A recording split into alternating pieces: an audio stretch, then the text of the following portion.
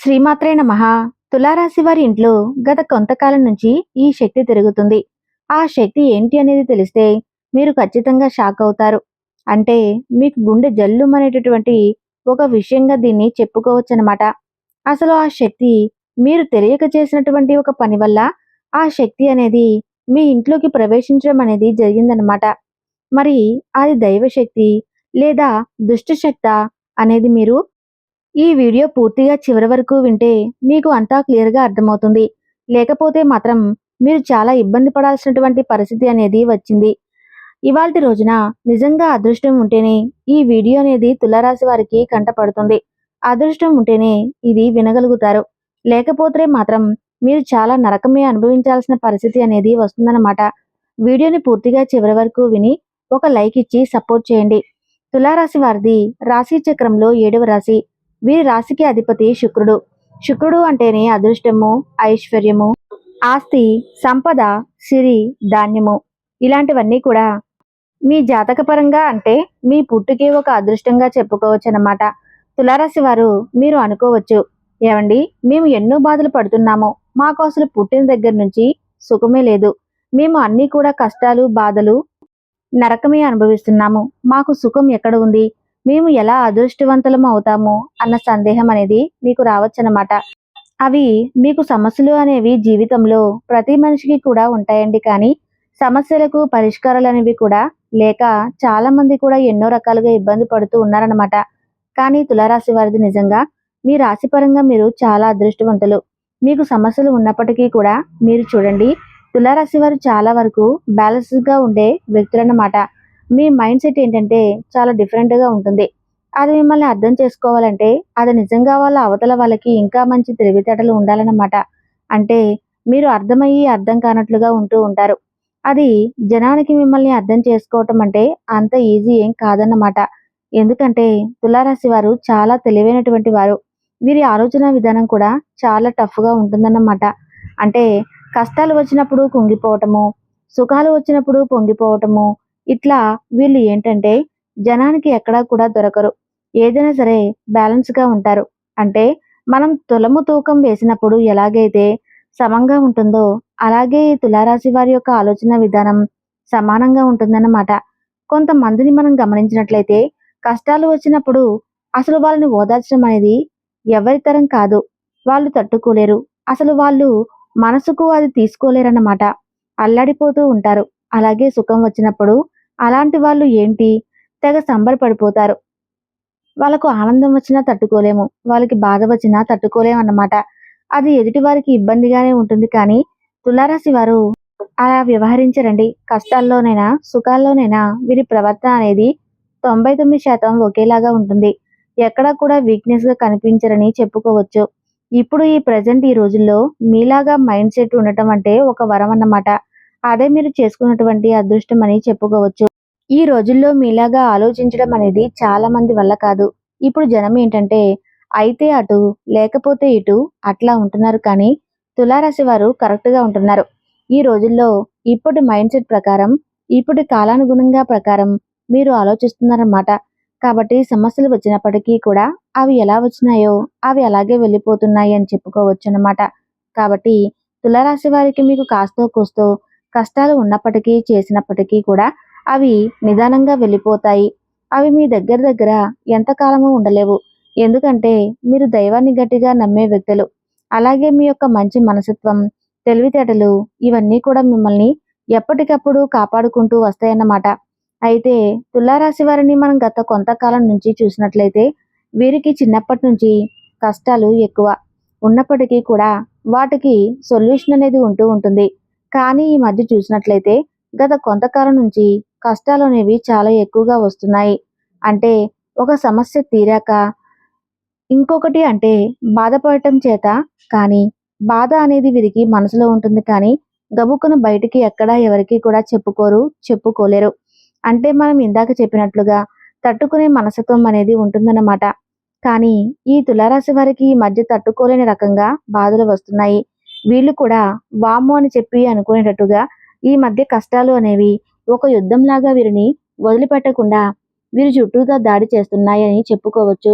వీరి చుట్టూ దాన్ని తిరుగుతున్నాయి అన్నమాట. అది ఈ మధ్య మీకు బాగా ఎక్కువయింది. అంటే కూర్చోవడానికి లేకుండా, నుంచోడానికి లేకుండా ప్రశాంతంగా తిని ఎన్నాళ్ళయిందో, ప్రశాంతంగా కంటి నిండా రాత్రిపూట అట్లా మంచం మీద వాలిపోగానే నిద్రపోయి ఎన్నాళ్ళయిందో, మీరు రాత్రి నిద్రలేక తినలేక అవ్వచ్చు, లేకపోతే ఏదో సమస్యలు, ఆర్థికపరమైన సమస్యలు అవ్వచ్చు, లేకపోతే కొన్ని అప్పులు సంబంధించిన సమస్యలు అవ్వచ్చు. ఇలా వీటితో పాటుగా ఇంకా వీటికి మించి మీకేదో మానసిక సమస్య, అంటే మిమ్మల్ని ఏదో పట్టి ఇబ్బంది పెడుతున్నట్లుగా, ఏదో మిమ్మల్ని పట్టి పీడిస్తున్నట్లుగా మీకేంటంటే భయము. భయం లేని వ్యక్తులకు మీకు కూడా భయం ఉందని తెలియజేస్తుందన్నమాట. ఆ శక్తి అనేది అలా మీరు భయపడటం అనే కన్నా మిమ్మల్ని భయపెడుతుందని చెప్పొచ్చన్నమాట. అలా భయపోవటం, కంగారు పడిపోవటం, క్షణానికి ఒక రకంగా ఆలోచన విధానం మారిపోవటం, ఎప్పుడూ కూడా మీరు ఎక్కువగా మీరు ఆలోచించరు. తులారాశి వారిని మీరు గమనించుకోండి. ఎక్కువగా ఏ విషయం గురించి అయినా సరే అటో ఇటో వెంటనే డెసిషన్ తీసేసుకుంటారు. కానీ మీరు తులారాశి వారికి ఈ మధ్య ఏంటంటే కొంచెం అతిగా ఆలోచిస్తున్నారన్నమాట. అతిగా ఆలోచించడం, మళ్ళీ ఒక నిర్ణయాన్ని తీసుకొని మళ్ళీ వెంటనే దాన్ని మార్చుకోవటం అవ్వచ్చు. ఇట్లా రకరకాలుగా అనారోగ్య సమస్యలు కూడా ఈ మధ్య మీకు బాగా ఎక్కువయ్యాయి. అంటే రాత్రి నిద్ర పట్టకపోవటం, ఒళ్ళంతా నొప్పులు, కాళ్ళు నొప్పులు, జ్వరం రావటము. ఇట్లా చూసుకున్నట్లయితే గత కొంతకాలంగా మీకు అసలు ఏది కూడా బాగోలేదంటే, ఏ పని మీద మీకు దృష్టి ఉండటంలా శ్రద్ధ ఉండట్లే. పని చేయాలి అన్న ఆసక్తి కూడా పూర్తిగా తగ్గిపోయింది. ఇదివరకు మీకు డబ్బు సంపాదించాలి, మంచిగా సెటిల్ అవ్వాలి అని చెప్పేసి బాగా పట్టుదల అనేది చాలా ఎక్కువగా ఉండేది. నలుగురిలో ఒక ఉన్నత స్థాయిలో ఉండాలి, పేరు ప్రఖ్యాతులు కావాలి అని చెప్పి అట్లా ఆలోచించేవాళ్ళు. కానీ ఈ మధ్య ఆ ఆశ కూడా తగ్గిపోయిందనమాట. మనిషికి పునాది ఏంటంటే ఆశ. ఆశ ఉంటేనే ఏ మనిషి అయినా సరే జీవితంలో కష్టం అనేది ఎక్కువగా పడగలుగుతారు. అలాంటి ఆశ గనుక పోతే ఇక మనిషి జీవితంలో ఏ రకంగా కూడా ముందుకు వెళ్ళలేరన్నమాట. మనిషి నడిపించేది ఏంటంటే ఆశ. అలాంటి ఆశ కూడా ఈ మధ్య మీకు చాలా వరకు కూడా తగ్గిపోయిందనమాట. ఉంటే ఉంది, లేకపోతే లేదు అన్నట్లుగా వ్యవహరిస్తున్నారన్నమాట. అంతగా మీలో చాలా వరకు కూడా మార్పులు చేర్పులు వచ్చాయని చెప్పుకోవచ్చనమాట.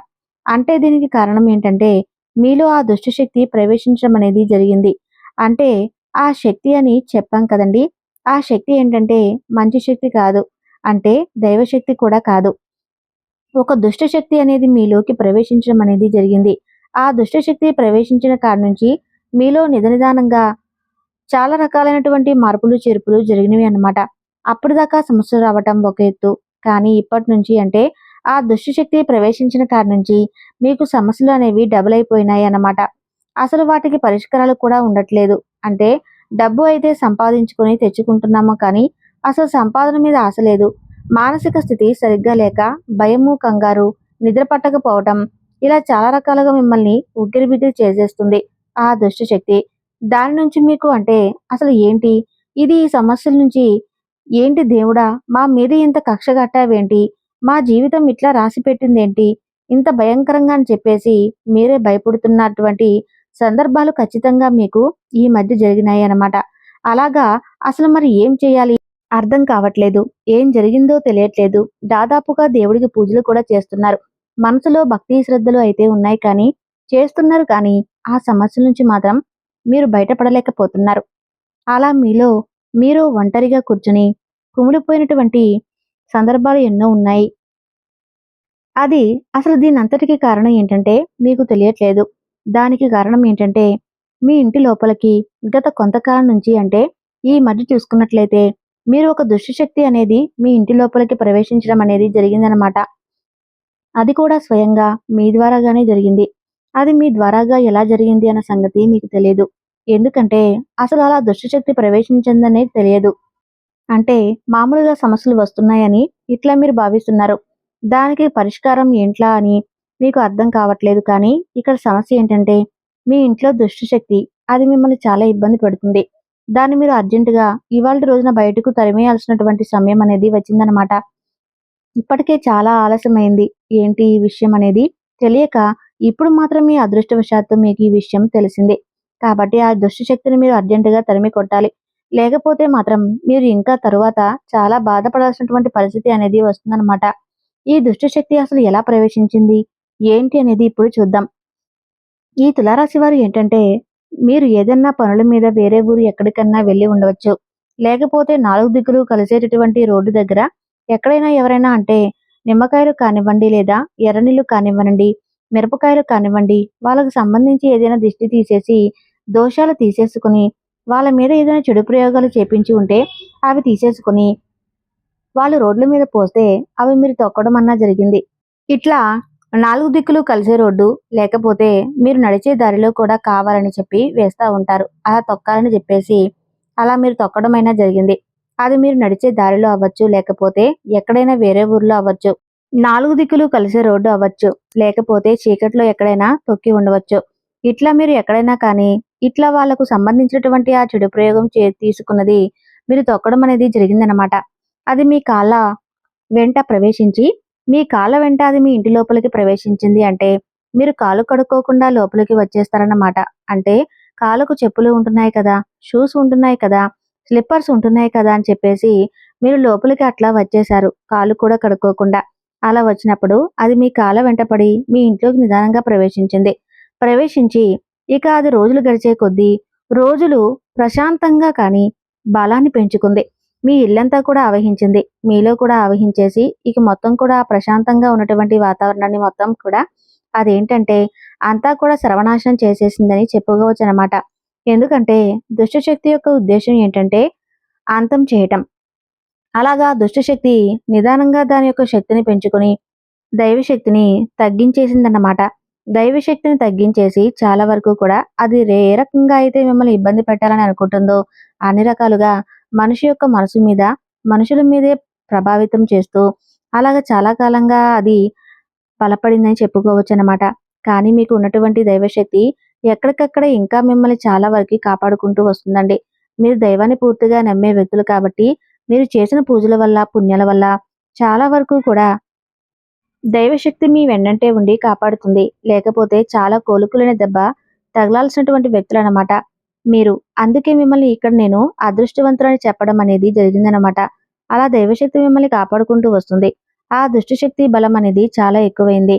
కానీ ఆ దుష్టశక్తిని ఇంట్లో నుంచి బయటికి పంపించేసేయండి. పంపించినప్పుడు మాత్రమే మీకు ఈ చెడు కీడు అంతా కూడా పూర్తిగా తొలగిపోయే అవకాశం అనేది ఉంటుందన్నమాట. అది మీ కాళ్ళ వెంట ప్రవేశించింది అని మీరు కావాలని చేసింది కాదండి. అది ఒక టైం కనుక్కోవచ్చు. అంటే ఏదైనా మిట్ట మధ్యాహ్నం టైంలో తిరిగి ఉండవచ్చు, లేదా రాత్రి సమయాల్లో తిరిగి ఉండవచ్చు.